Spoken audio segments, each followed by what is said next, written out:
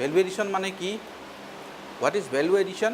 যিকোনো কেঁচা সামগ্ৰী যেতিয়া এটা নিৰ্দিষ্ট প্ৰণালীৰ দ্বাৰা তাক প্ৰস্তুত কৰি এটা বেলেগ ধৰণৰ মানে এটা সামগ্ৰী উৎপাদন কৰা হয়, সেইটোৱে হ'ল ভেলু এডিশ্যন।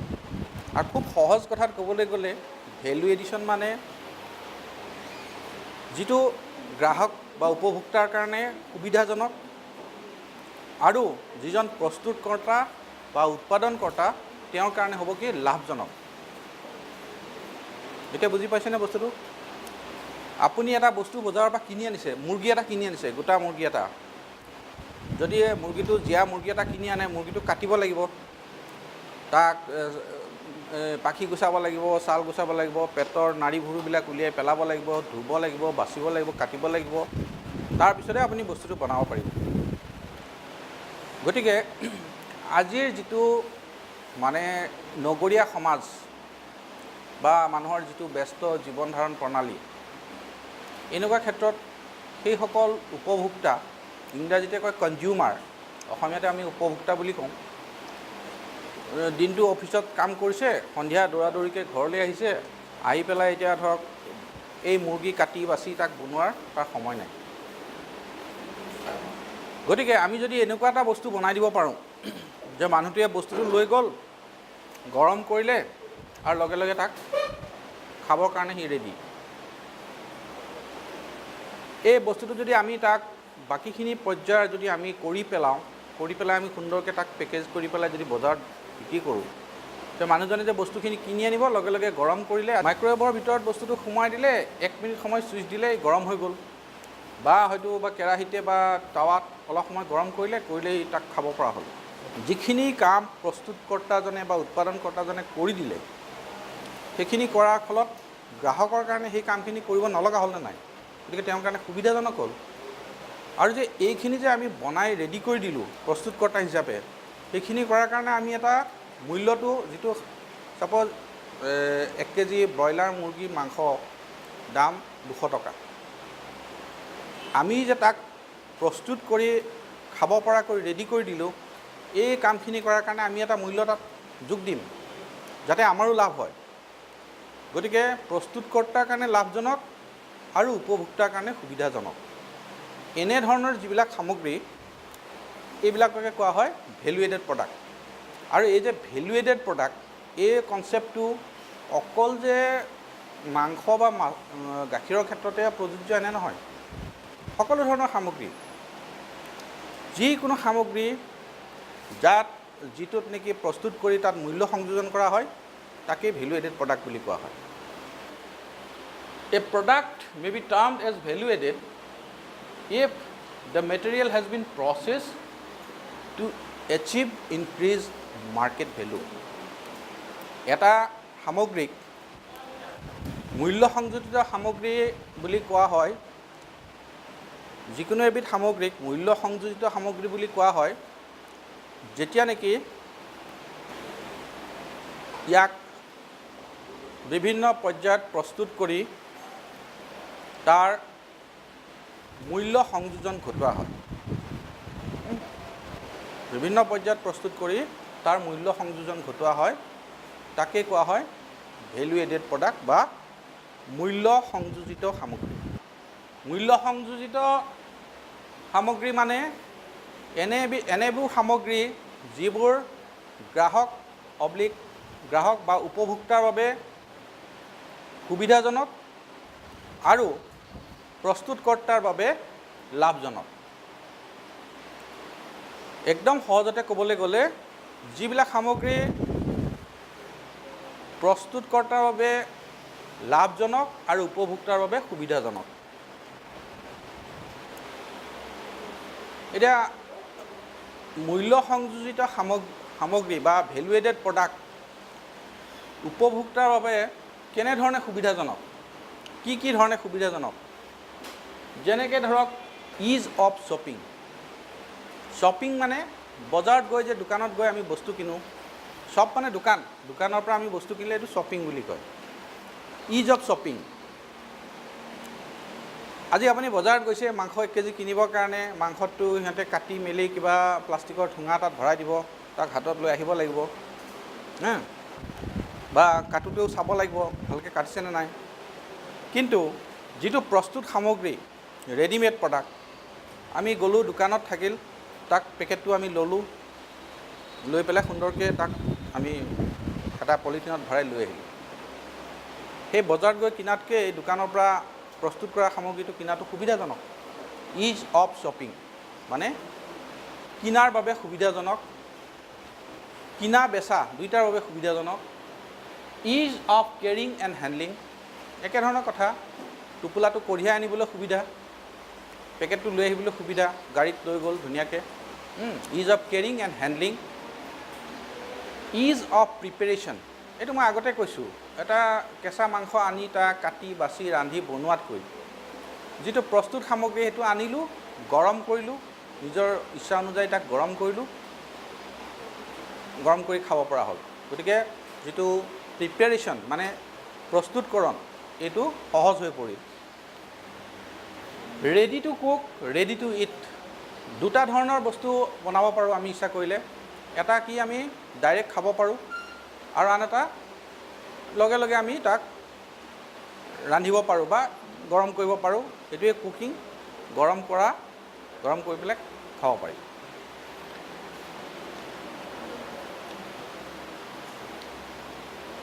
এতিয়া এডভান্টেজেছ অফ ভেলু এডিশ্যন, মূল্য সংযোজন কৰাৰ কি আমি লাভ। মূল্য সংযোজনে contributes to efficient marketing of meat and milk, উপযুক্ত ধৰণে তাক যিটো ব্যৱসায় কিনা বেচা কৰাত সহায় কৰে। 2 number, provide sufficient return to the farmers, যিজন কৃষক বা পশুপালক তেওঁক যেতিয়া বস্তুটো অধিক মূল্যত বিক্ৰী কৰিব পাৰে, তাৰমানে তেওঁৰ অধিক লাভ হ'ব, ৰিটাৰ্ণ, তেওঁ অধিক মুনাফা পাব।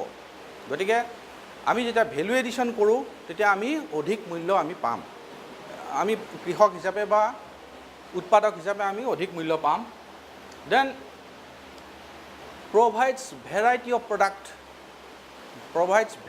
বিভিন্ন ধৰণৰ সামগ্ৰী গ্ৰাহকক যোগান ধৰিব পাৰি। কিছুমান আছে আমাৰ ইণ্ডিয়ান প্ৰডাক্ট, কিছুমান আছে ফৰেন প্ৰডাক্ট। বিভিন্ন ধৰণৰ প্ৰডাক্ট আমি যদি বনাই পেলাই আমি বিক্ৰী কৰোঁ, তেতিয়া গ্ৰাহকে নিজৰ পচন্দ অনুযায়ী তাক বাছি লৈ পেলাই তাক কিনিব। সেইমতে গ্ৰাহকৰ বেছি সুবিধা হ'ল যে তেওঁলোকে বিভিন্ন ধৰণৰ সামগ্ৰী মানে বজাৰত পাবলৈ সুবিধা হ'ল। তাৰপিছত আৰু এটা আছে, give scope for better utilisation of different parts of carcasses and edible offal. এতিয়া আমি জানো যে আমি এটা ছাগলী এটা কাটিলোঁ বা মুৰ্গী এটা কাটিলে তাৰ ভিতৰত আমি যিখিনি বস্তু পাম গোটেইখিনিতো খাব নোৱাৰি। যিখিনি খাব পৰা আৰু যিখিনি খাব নোৱাৰা, খাব পৰাখিনি কয় ইডিবল আৰু যিখিনি অখাদ্য সেইখিনি কয় ইনইডিবল। এতিয়া কি হয়, বজাৰত যদি আমি মুৰ্গী কথালৈ আহোঁ, মুৰ্গী যদি আমি কিনিবলৈ যাওঁ, তাতে আমি কি ইডিবল পাম। লিভাৰটো ইডিবল মানে খাব পৰা, গ্ৰহণযোগ্য। যিটো গিজাৰ্ড, ঘিলা বুলি কয়, অলপ যে টান অলপ গোলকৈ যে বস্তু থাকে, সেইটো হ'ল ইডিবল, হয়নে? এই বস্তুখিনি এতিয়া কিছুমান গ্ৰাহকে কি কৰে, এই যে এইটো আমাক নিদিবি, ঘিলাটো নিদিবি, হয় নহয়, ঘিলাটো নিদিবি বুলি কয়। আৰু আজিকালিতো ব্ৰইলাৰটো কাটি পেলাই বেচে। ব্ৰইলাৰটো আগতে যেনেকৈ ছাগলী কাটি বেচিছিল, আজিকালি গুৱাহাটীত মই আপোনালোকৰ ফালে কি নাজানো, আমাৰ ইয়াতে গুৱাহাটীত কি কৰে, বেপাৰীবিলাকে মুৰ্গীটো ভালকৈ ধুই পখালি বাছি লৈ বহি থাকে। গ্ৰাহকে গ'ল, বোলে মোক 200 গ্ৰাম লাগে, কাৰণ ঘৰত হয়তো এটাই মানুহ বা দুটা মানুহ, তাৰ গোটেই ডাঙৰ মুৰ্গীটো দৰকাৰ নাই, গতিকে 1 টুকুৰ মাংস লাগে, গতিকে ব্ৰইলাৰটো কাটি পেলাই সেইখিনি বেছি দামত বিক্ৰী কৰে। তো এনেকুৱা হয়, যিটো ধৰক মুৰ্গীটোৰ পৰা কোনোবাই নিলে 200 গ্ৰাম, কোনোবাই নিলে 300 গ্ৰাম, কোনোবাই 250 গ্ৰাম, এনেকৈ নিয়াৰ পিছত এই ঘিলাটো থাকি গ'ল, কাৰণ কোনো মানুহে এইটো নিবলৈ পচন্দ নকৰে। গতিকে সেই ঘিলাটো থাকি গ'ল, তাৰ দামটো লাষ্টত কোনোবাই কিনি নিব, কম দামত কিনি নিব। কিন্তু আমি যেতিয়া মূল্য সংযোজন কৰিম, আমি যেতিয়া কিবা এটা বস্তু বনাম মুৰ্গীৰ মাংসৰ পৰা, তাত আমি সেই ঘিলাটো দি দিম। দিয়াৰ লগে লগে তাৰ দামটো, মুৰ্গীৰ দাম ছাপ'জ মাংসৰ দাম 200 টকা, ঘিলাটোৰ দাম 160 টকা কেজি। আমি যেতিয়া এই কম দামৰ বস্তুটো এই দামী মাংসটোৰ লগত যোগ কৰি দিলোঁ, তাত টেষ্টৰ কোনো ডিফাৰেঞ্চ নাহে, মানুহে খাওঁতে গমো নাপায়, আৰু বা তাৰ খাদ্য গুণো একো কমি নাযায়, গতিকে তাৰ দামটো বাঢ়িলে নাই। গতিকে সেইটো হ'ল ভেলু এডিশ্যন এক ধৰণৰ।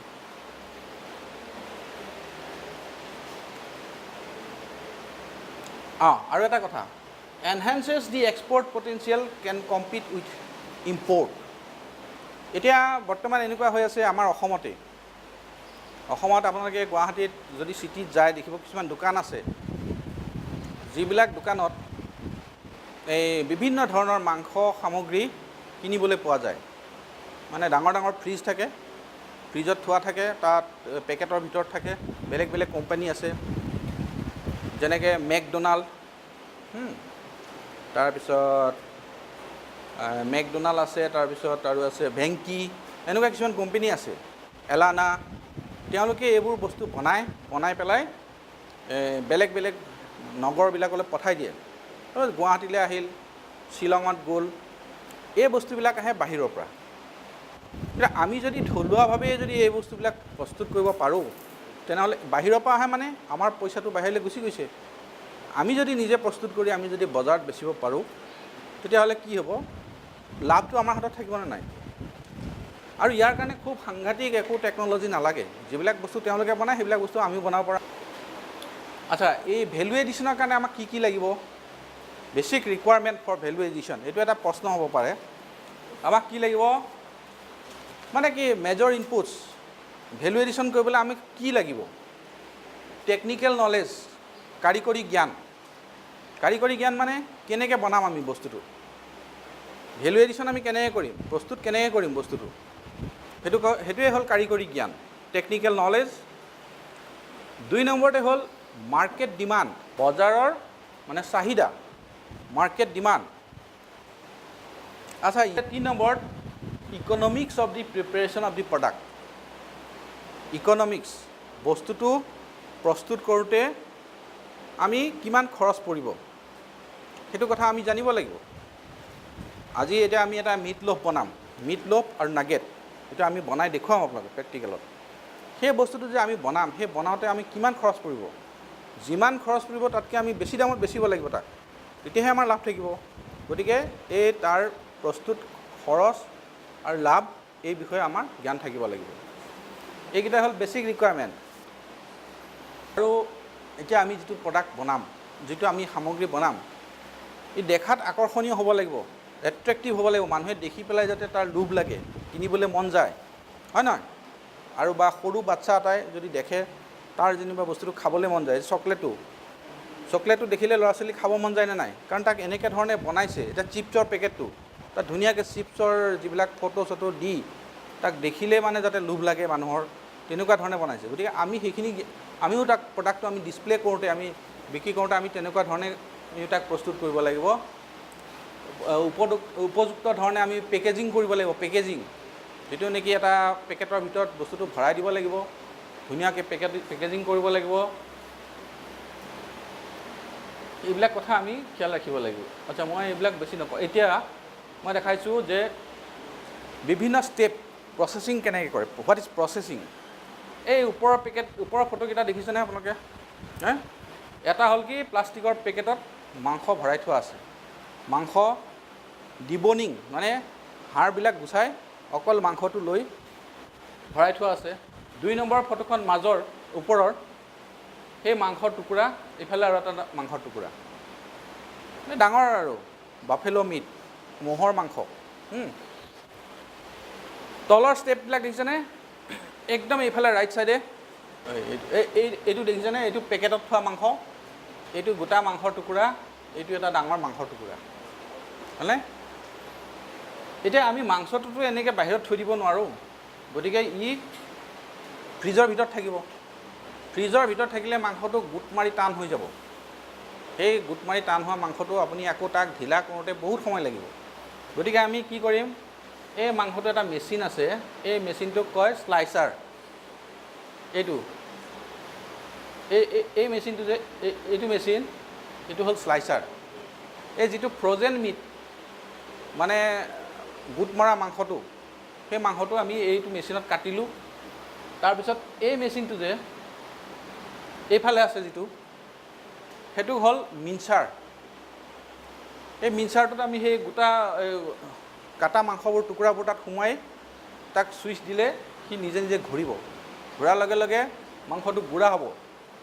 গুড়া হৈ পেলাই তাক এই এনেকুৱা ধৰণে ওলাব, এই ভুজিয়া যেনেকৈ ওলায় তেনেকুৱাকৈ ওলাব।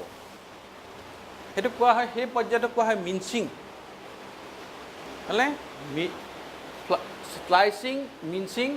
তাৰপিছত এই তলৰ মেচিনকেইটা দেখিছেনে, এইটো হ'ল মিক্সিং। এই মাংসটো প্ৰস্তুত, গোটা মাংসটো গুড়া কৰাৰ পিছত তাত আমি বিভিন্ন ধৰণৰ সামগ্ৰী যেনেকৈ বাইণ্ডাৰ হিচাপে আজি আমি কি দিব পাৰোঁ, ময়দা, কিছুমান ক্ষেত্ৰত চাউলৰ গুড়া, বেচন, এনেকুৱা ধৰণৰ বস্তু আমি এটা দিম। এক্সটেণ্ডাৰ, সেই বস্তুটো কি কৰিব, এতিয়া আমাৰ পৰিমাণটো বঢ়াই দিব। আধা কেজি মাংসৰ লগত যদি আমি 10 গ্ৰাম বা 20 গ্ৰাম ময়দা দিলোঁ, সেই 20 গ্ৰাম বৃদ্ধি হ'ল নে নাই? তাৰপিছত আমি সেই বস্তুখিনি তাতে আমি বিভিন্ন ধৰণৰ মছলা, যাৰ যেনেকৈ পচন্দ, জালুক, জিৰা, নিমখ, তাৰপিছত আৰু কিবা ধনিয়া, এনেকুৱা ধৰণৰ বস্তু দি, জলকীয়াৰ গুড়ি, জালুকৰ গুড়ি, এইবিলাক বস্তু দি, মছলাৰ লগত আদা নহৰু এইবোৰ দি আমি তাক মিক্সিং কৰিম। এই তলৰকেইটা ষ্টেপ হ'ল মিক্সিং।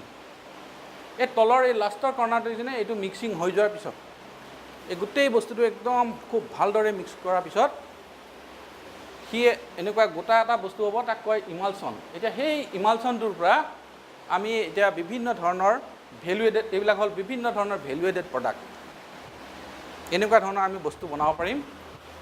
এই একদম লাষ্টত এইফালে সেইটো হ'ল পেটিছ, গোল গোল, তাৰপিছততো এই যে এইফালে আছে এইটো চিক কাবাব, এডাল লোহাৰ শলাত বস্তুটো লগাই মানে গৰম কৰি তাক বনোৱা হয়, এইটো কাবাব। এইটো মিট লোফ, এইটো মিট লোফ 3 নম্বৰটো, সেইটো আমি আজি বনাম। তাৰ ইফালে সেই মিট লোফটো পেকেটৰ ভিতৰত থোৱা আছে, তাৰ ইফালে সেই মিট লোফটোৱে, তাক আমি আকৌ বেলেগ শ্বেপত কাটিছোঁ। তাক যদি আমি সৰুকৈ কাটোঁ, এইটো কোৱা হয় নাগেট। আৰু তাৰ তলত তেনেকৈ বিভিন্ন ধৰণৰ, সেই তলতে পেটিছ আৰু এই মিট লোফ, তাৰপিছত এনৰব মিট প্ৰডাক্ট। এই মাংসৰ ইমালচনটো আমি কণী এটাৰ ওপৰত ভালদৰে তাক যদি কণীটোৰ ওপৰত কভাৰ কৰি সেই গুটিটো আকৌ যদি তেলত ফ্ৰাই কৰোঁ, সেইটো কোৱা হয় এনৰব এগ বা মিট প্ৰডাক্ট, কোটেড প্ৰডাক্ট। এনেকুৱা ধৰণৰ বিভিন্ন ধৰণৰ সামগ্ৰী আমি বনাব পাৰোঁ। এইবিলাক আটাইবিলাকে ভেলু এডেড প্ৰডাক্ট। এতিয়া এই প্ৰডাক্টটো যেতিয়া আমি বজাৰত বেচিম, যদি কেজি হিচাপত বেচোঁ, আমি তাৰ দাম 400 টকা হ'ব।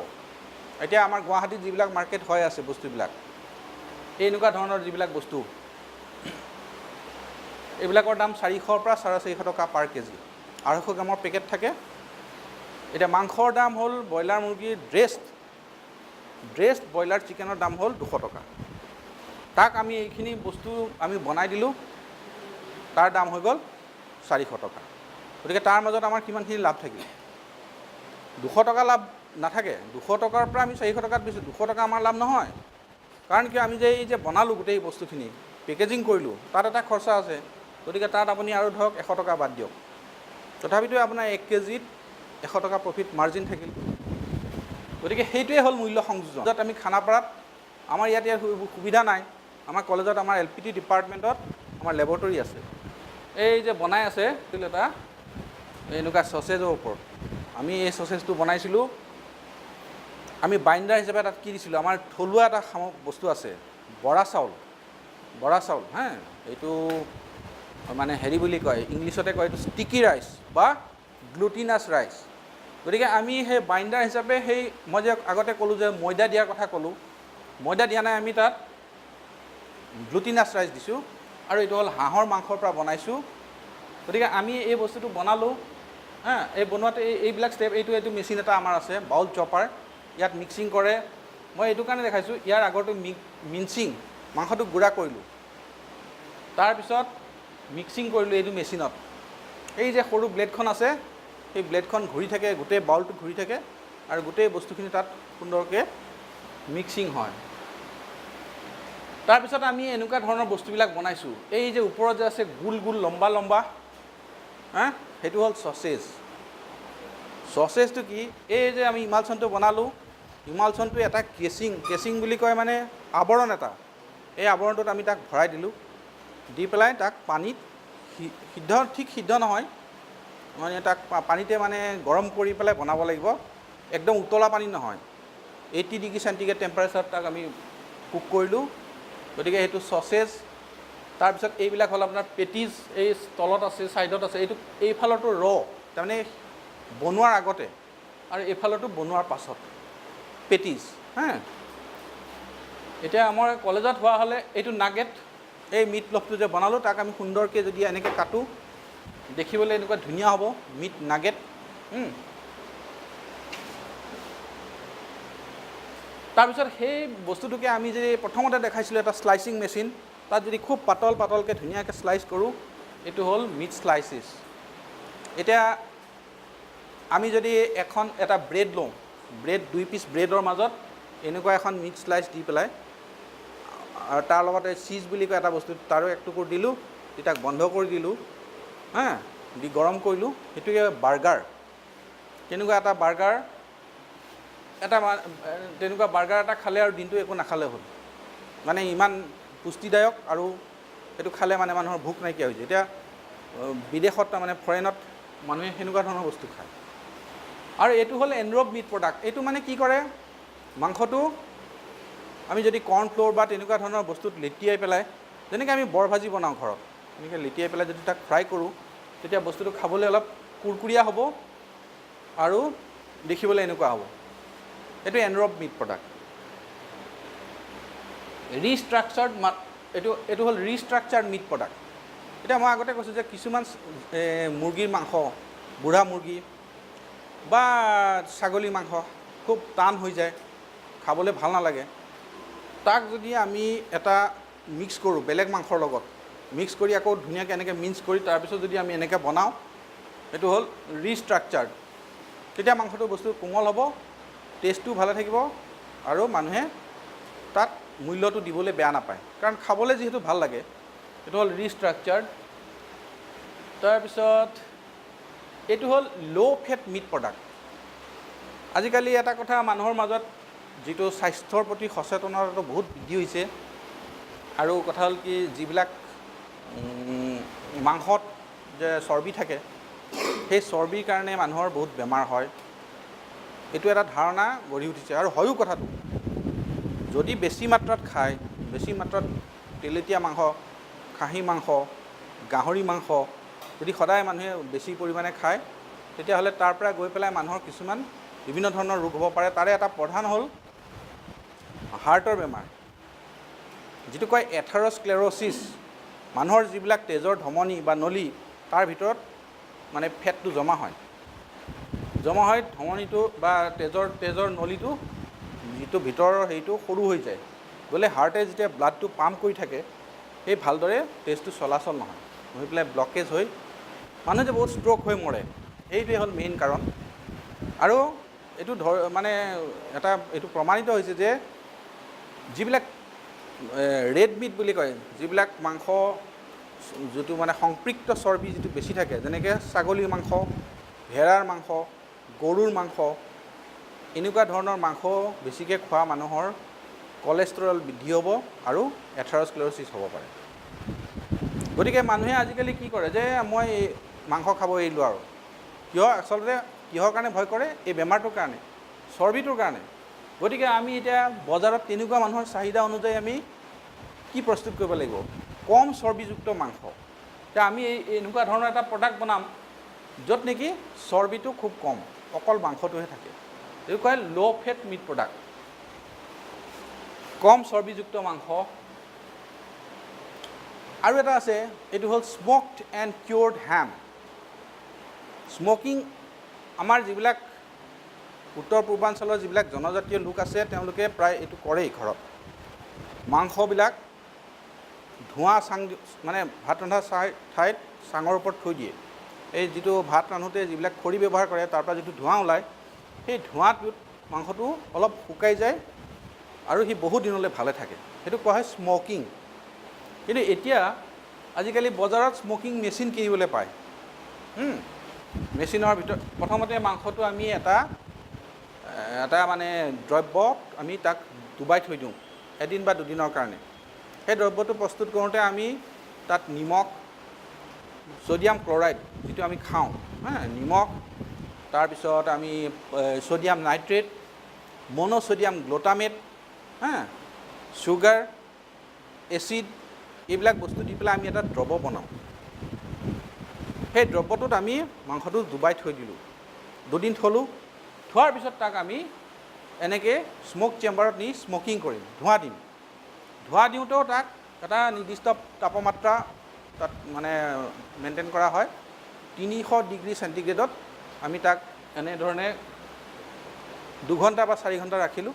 ৰখাৰ পিছত সি ৰেডি টু ইট, তাৰমানে একদম খাব পৰা এটা মানে সামগ্ৰী হয়। এইটো হ'ল স্মক এণ্ড কিউৰ্ড হেম্প। তাৰপিছত এইবিলাক হ'ল কি আমাৰ যিবিলাক মানে খুব কমনলি যিবিলাক বিক্ৰী হয় বজাৰত। আমি চিংৰা খাওঁ নে নাই, চামোচা বুলি কয় যিটো চিংৰা, এই চিংৰাটোত আলু নিদি পেলাই যদি আমি মাংসৰ এনেকুৱা যিটো বনাইছিলোঁ ইমালচন, সেয়া যদি ভৰাই দিওঁ, সেইটো হ'ল মিট চামোচা। আমি ইচ্ছা কৰিলে মুৰ্গী মাংস দিলে চিকেন চামোচা, মাটন চামোচা। আমাৰ তেনেকৈ ম'ম'টো খাই পাইছে? এই ৰাস্তাৰ কিনাৰতে বেচে ম'ম',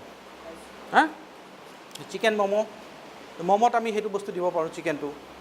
গতিকে সেইবিলাকো হ'ল ভেলু এডেড প্ৰডাক্ট। তাৰপিছত আহিলে এইবিলাক আমাৰ ট্ৰেডিশ্যনেল মিট প্ৰডাক্ট। আমাৰ নৰ্থ ইষ্টৰ মানুহে, উত্তৰ পূৰ্বাঞ্চলৰ যিবিলাক মানুহ আছে, অৰুণাচলী, নাগা বা আমাৰ অসমত যিবিলাক জনজাতীয় লোক আছে, বড়ো, কাৰ্বি, তেওঁলোকে এই এনেকুৱা ধৰণে কিছুমান মাংস প্ৰস্তুত কৰে। এনেকুৱা ধৰণে তেওঁলোকে পেকেজিং কৰে। এইটো পেকেজিং, গছৰ পাতত তাক মেৰিয়াই ৰাখিছে ধুনীয়াকৈ বান্ধি, শুকান বস্তু, আৰু বহুত দিনলৈ ভালে থাকে। গতিকে আমি এইবিলাক বস্তু আমি বনাব পাৰোঁ তেওঁলোকৰ পৰা শিকি পেলাই। তেওঁলোকতকৈ অলপ 2-এটা বস্তু বেছিকৈ যোগ দি আমি এনেকুৱা ধৰণৰ ট্ৰেডিশ্যনেল যিবিলাক মিট প্ৰডাক্ট সেইবিলাক আমি বনাব পাৰোঁ। তো আমাৰ এতিয়া ডেইৰী বা মিল্ক প্ৰডাক্টলৈ আমি আহিলোঁ। তো আমাৰ মই এতিয়া যিবিলাক ফৰেইন প্ৰডাক্ট সেইবিলাক নকওঁ, আৰু বিদেশী বস্তু নকওঁ, আমাৰ দেশী যিবিলাক থলুৱাভাৱে নিৰ্মিত। কাৰণ আমাৰ ইয়াত গাখীৰৰ ইমানেই ডিমাণ্ড ইণ্ডিয়াত, যে আমি যদি আমাৰ যিবিলাক থলুৱা টেকনিক, থলুৱাভাৱে যিবিলাক আমি বস্তু বনাব পাৰোঁ, সেইখিনিকে যদি বনাই বেচিব পাৰোঁ, তেতিয়াহ'লে আমাৰ বহুত লাভ থাকিব। আমি বেলেগলৈ যাবই নালাগে। যে আমাৰ ডেইৰী প্ৰডাক্ট আমি 3 ধৰণৰ আছে। এটা হ'ল ফেট ৰিচ ডেইৰী প্ৰডাক্ট, মানে উচ্চ চৰ্বিযুক্ত দুগ্ধজাত সামগ্ৰী। 2 নম্বৰটো হ'ল কি মিল্ক হিট ডেচিকেটেড প্ৰডাক্ট, তাৰমানে উচ্চ তাপমাত্ৰাত মানে তাক পগাই পেলাই ঘন কৰি পেলাই যিটো বস্তু বনোৱা যায়, তেনেকুৱা ধৰণৰ প্ৰডাক্ট। এইবিলাক কোৱা হয় ৰাবৰি, বাসুন্দি, খোৱা। মুঠতে একপোৱা নহয়, একপোৱা হ'লেতো মানুহ ৰজা হৈ যাব। চবেই পনীৰে বনাব আৰু বেলেগ কাম নকৰে। কিমান? সিমান মানে ওলায়। 180 ওলোৱাও টান আছে, তাতকৈ কমহে ওলাব। কিন্তু হ'লেওতো তাৰ দামটো বহুত বেছি, হয় নহয়? গতিকে আৰু এইটো হ'ল হুৱে। এই যে চানাটো ফটাৰ পিছত এই যে পানীটো দেখিছেনে, সেইটোক কোৱা হয় হুৱে। এই হুৱেটোৰ পৰা আকৌ এইটোতো আমাৰ পেলাই দিয়ে নেকি? পেলাইতো নিদিয়ে। সেইটো আচলতে বহুত তাৰমানে পুষ্টিকৰ বস্তু। তাৰ পৰা আমি আকৌ বেলেগ বস্তু বনাব পাৰোঁ। হুৱেৰ পৰা কিছুমান মানে ড্ৰিংকছ, যেনেকৈ মানে কি কয় লচ্ছি হা বা এনেকুৱা ধৰণৰ বস্তু বনাব পাৰি। ছাঁচ বুলি কয়, এইটো একচুৱেলি হিন্দী মানে স্পিকিং মানুহে বেছি ইউজ কৰে। ছাঁচ, লচ্ছি এনেকুৱা বস্তু বনাব পাৰে, তাত বহুত বেছি পৰিমাণে প্ৰ'টিন থাকে। তাৰপিছত আৰু এটা আছে কালচাৰ্ড প্ৰডাক্ট। এইটো হ'ল কি আমি দৈ যিটো ফাৰ্মেণ্টেড বেক্টেৰিয়া দি পেলাই তাক ফাৰ্মেণ্ট কৰা হয়, লেক্টোবেচিলাছ বুলি এটা বেক্টেৰিয়া আছে। এই বেক্টেৰিয়াটোৰ কাৰণে গাখীৰটো ফাৰ্মেণ্টেশ্যন হৈ পেলাই তাৰ পৰা দৈ প্ৰস্তুত কৰে।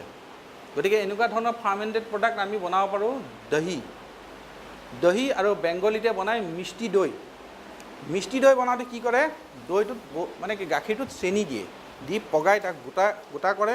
এই ওপৰত যিটো আছে সেইটো গ্লাছৰ যিটো কণ্টেইনাৰত আছে সেইটো দৈ, চিম্পল দৈ, দহি। হিন্দীতে কয় দহি, অসমীয়াতে কয় দৈ, বঙালীতে কয় দৈ। আৰু এই যে তলত আছে এইটো একচুৱেলি বেংগলী মানুহে বেছি প্ৰিফাৰ কৰে, মিষ্টি দৈ। মাদাৰ ডেইৰী বুলি এটা কোম্পানী আছে, সিহঁতে বনায়, এইটো গুৱাহাটীতো মাৰ্কেটিং হয়। এনেকুৱা এটা সৰু বাতিৰ দাম 30 টকা। কাৰণ ইয়াৰ খৰচটো বেছি পৰে, তাত চেনি দিয়ে আৰু কিবা কিবি বস্তু দিয়ে, গতিকে সেইটো হ'ল মিষ্টি দৈ। আৰু এইফালে যে আছে এই গ্লাছটোৰ ওপৰত এটা পদিনাৰ পাত দিয়া আছে না, এইটো হ'ল লচ্ছি। ছাঁচ বুলি কয়। এতিয়া আমি কি দেখা পালোঁ, different types of value aided milk product, ঘি, মাখন আৰু মালাই। এইটো হ'ল ফেট ৰিচ প্ৰডাক্ট বা হাই ফেট প্ৰডাক্ট। এটা হ'ল ফেট ৰিচ মিল্ক প্ৰডাক্ট। 2 নম্বৰ হ'ল হিট কোৱাগুলেটেড মিল্ক প্ৰডাক্ট, যেনেকৈ চানা, পনীৰ, হ'লনে? 3 নম্বৰ হ'ল cultured meat product, fermented meat product, দহি, মিষ্টি দৈ, হ'লে নাই? কৈছোঁ যে আমাৰ যিহেতু উত্তৰ পূৰ্বাঞ্চলত মানে সৰহ সংখ্যক মানুহে আমিষভোজী নন ভেজিটেৰিয়ান, গতিকে আৰু ইয়াত মানে কি মাছ মাংসৰ লগতে গাখীৰৰো সমানে চাহিদা আছে, হয় নহয়? আমাৰ কাৰণে market demand is there, market is ready, market is available. যে কিছুমানে কয় যে বস্তুটো আমি ক'ত বেচিবলৈ আমাৰ একো অসুবিধা নাই, হয় নহয়? গতিকে আমি যিবিলাক আমাৰ ট্ৰেডিশ্যনেল এটলিষ্ট মিল্ক প্ৰডাক্ট, এই যে মই যিবিলাক দেখালোঁ, এইখিনি বস্তু যদি আমি গাখীৰৰ পৰা আমি প্ৰস্তুত কৰি বেচিব পাৰোঁ, আমি অতি সহজে মানে লাভজনক ব্যৱসায় কৰিব পাৰিম, 1 নম্বৰ কথা। আৰু মাংসজাত সামগ্ৰীৰ ক্ষেত্ৰত যিবিলাক মই দেখুৱালোঁ বিভিন্ন ধৰণৰ প্ৰডাক্ট, সেইবিলাকো আমি প্ৰস্তুত কৰিব পাৰোঁ খুব কম দামৰ। যিবিলাক যন্ত্ৰপাতি, যিবিলাক মেচিনাৰিজ ইকুইপমেণ্ট মই দেখাইছোঁ খুব কম দাম, যেনেকৈ মিক্সাৰটো, সেইটো আমি যদি লোকেল ইণ্ডিয়ান মেড কিনো খুব বেছি 60-70 হাজাৰ টকা।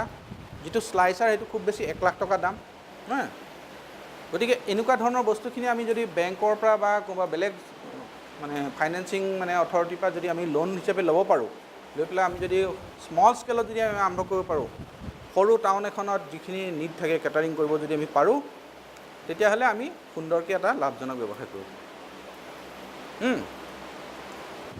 গতিকে এইখিনি মানে কি এই চেপ্টাৰটো ইয়াত এইটো কাৰণে দিয়া হৈছে, এইটো পিঁয়াজ বটা মিহিকৈ মানে পেষ্ট বনাই দিছে, গাৰ্লিক, নহৰু, আদা, আৰু এইটো কি দিছা হেৰি গুড়।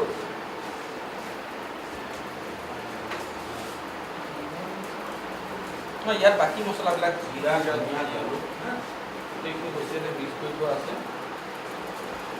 গতিকে এইখিনি হ'ল আমাৰ মানে বাকীখিনি মানে মিট আৰু নন মিট ইনগ্ৰেডিয়েণ্টছ। এতিয়া আমাৰ প্ৰডাক্ট ফৰ্মুলাটো লিখি লোৱা। মিট আমি 70%, 70% আমি মিট দিম। আমাৰ এইটো আমি দিম এইটো এক্সটেণ্ডাৰ হিচাপে,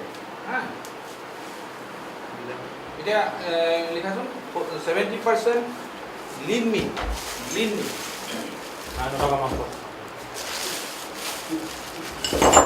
10% ফেট,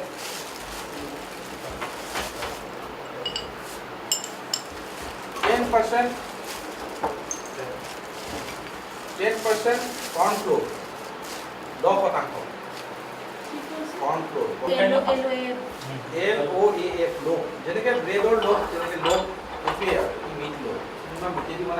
বাকীটো যেনিবা পইচা দিব কিমান হ'ল 10% 70% 90% হ'ল তাৰপিছত লিখা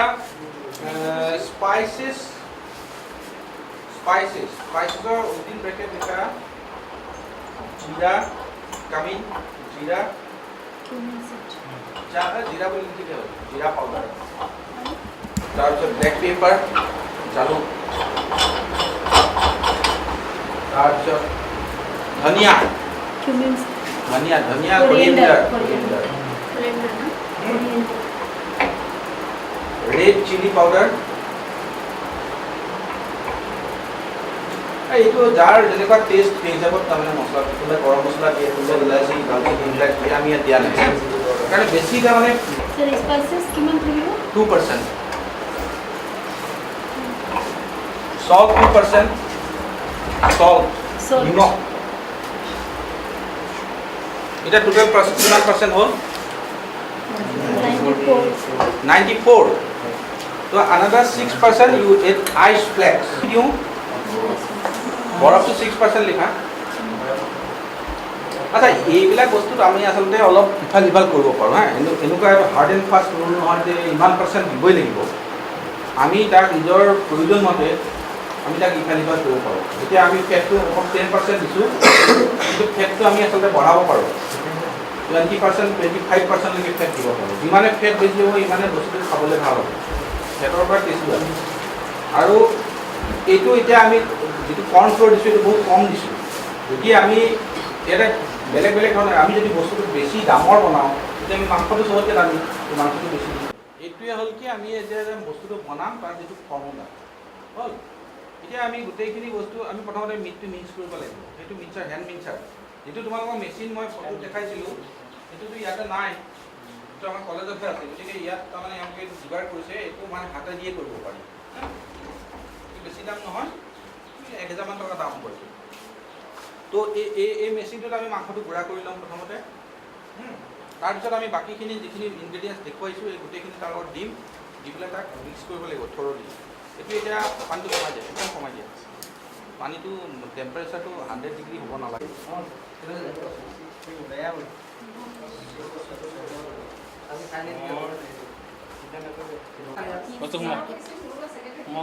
বেছি নোহোঁ বেছি ঠেচি চেচি নোহোঁ এজনে ঘূৰাই থাকক এজনে মাংস সোমাওক এজনে ঘূৰাওক কোনে মাংস সোমাব অঁ ঘূৰাওক ধৰি লওক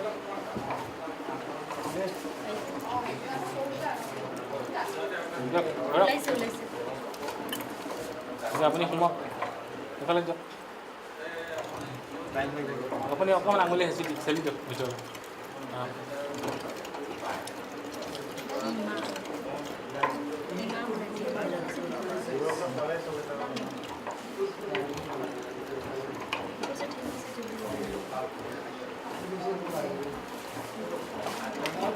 চেলি একো নহয় হাতত নালাগে তো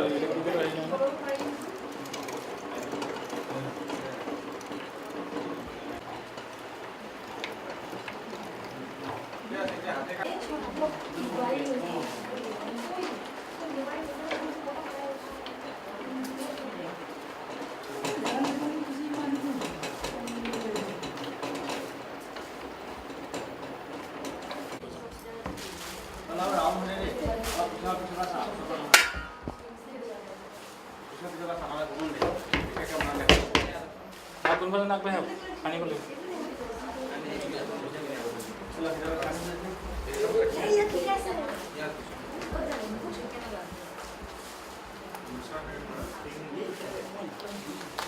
চুৰিখন আছে নি দিয়কচোন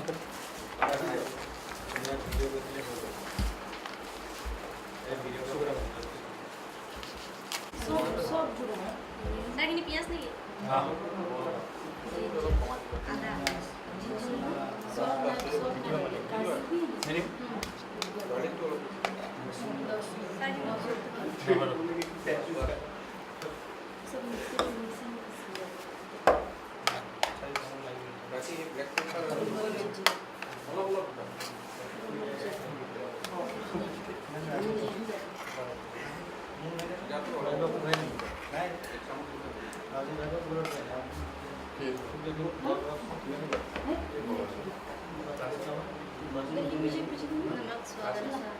स्वाद अनुसार নহয় নিমখটো আচলতে 2% দিয়ে 1.5 বা 2 ভিতৰত এটাতো ওজন কৰা উপায় নাই গতিকে মই আন্দাজত মাৰিছোঁ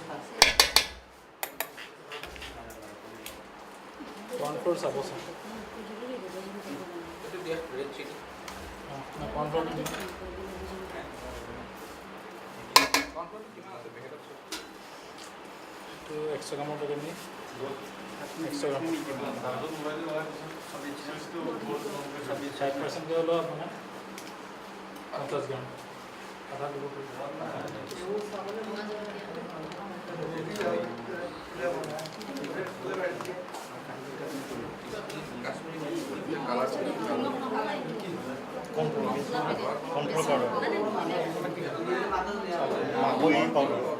তেল চাচোন যা মানে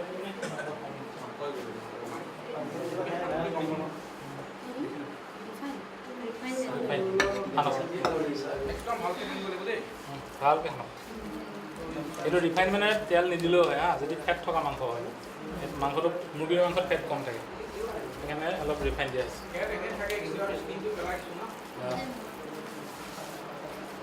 পুৰা খাওঁ একদম আটা মৰা দিওঁ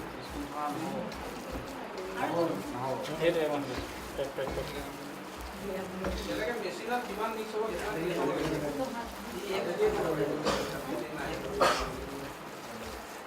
ভালকৈ মিক্স নহ'লে বস্তু ভাল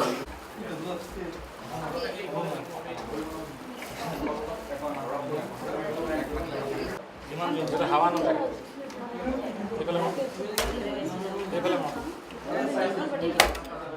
বাহিৰত নামাৰিব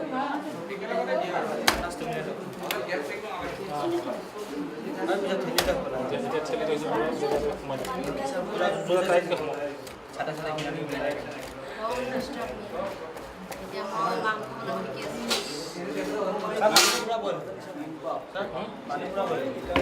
ঢাকনটো খুলি লৈছোঁ খুলি লওক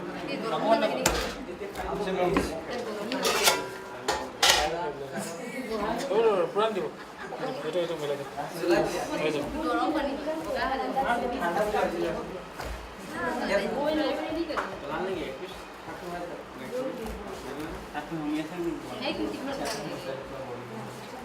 এইটো সোমাই যায় এইফালে মাংস কম আছে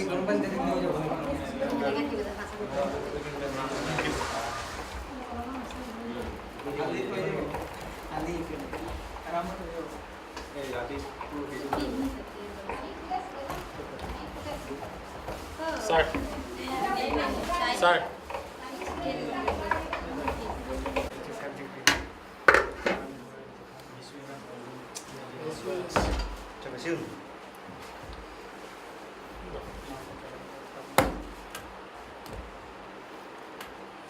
Comment ça? Vai con la.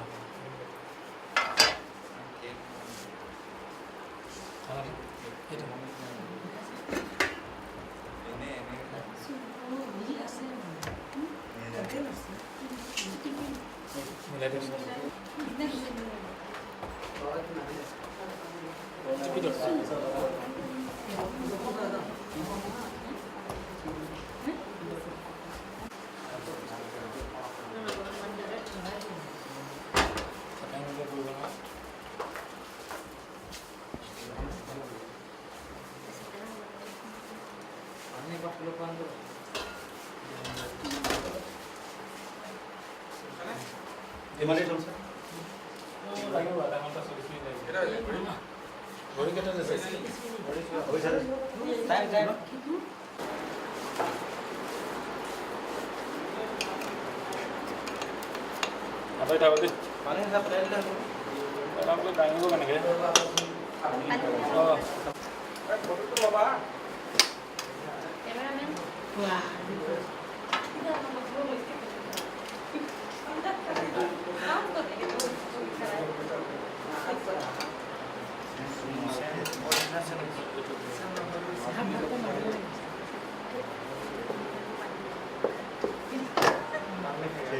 Si, itu hal mikro. কেনেকুৱা হৈছে দেখিব খাবলৈ অলপ মানে দেখিলে মানে খাওঁ খাওঁ লগা হৈছে হা এইটো আমি যে কৈছিলোঁ মিট স্লাইচিংটো চাই এইটো মোৰ দেখাই নেকি বেকগ্ৰাউণ্ডটো বৰ বেয়া হৈছে আজি তোমাৰ বাৰ্থডে না এই ৰ'বা Happy birthday. Apa kalau Pak?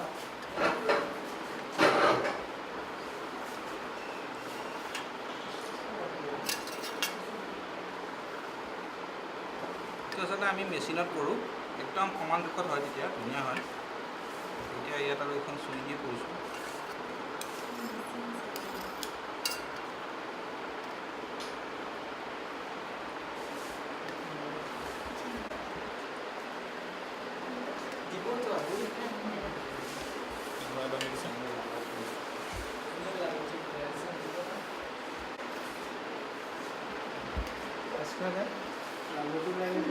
এতিয়া কেনেকুৱা হৈছে দেখিব মই যে ফটো দেখুৱাইছোঁ কেনেকুৱা হৈছেনে হা খালি কালাৰটো অলপ কম হৈছে কালাৰটো কম হোৱাৰ কাৰণে আমি এটা বস্তু দিব পৰা নাই ছ'ডিয়াম নাইট্ৰেট এইটো দিলে কালাৰটো ভাল হ'ব পিংক কালাৰ সেই ছ'ডিয়াম নাইট্ৰেটে তাৰ কালাৰটো আনে তাৰমানে পিংক কালাৰটো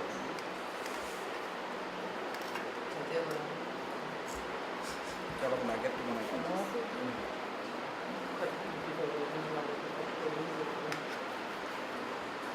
এইটো হ'ল মিট স্লাইচ হা এতিয়া আমি নাগেট বনাম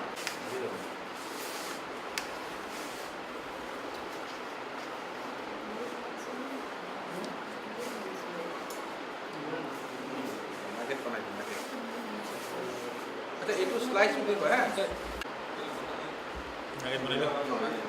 এতিয়া চোৱা আমি যদি এইটো ষ্টাইলত কাটোঁ এওঁ যেতিয়া যেনে কাটিব সেইটোকে কয় নাগেট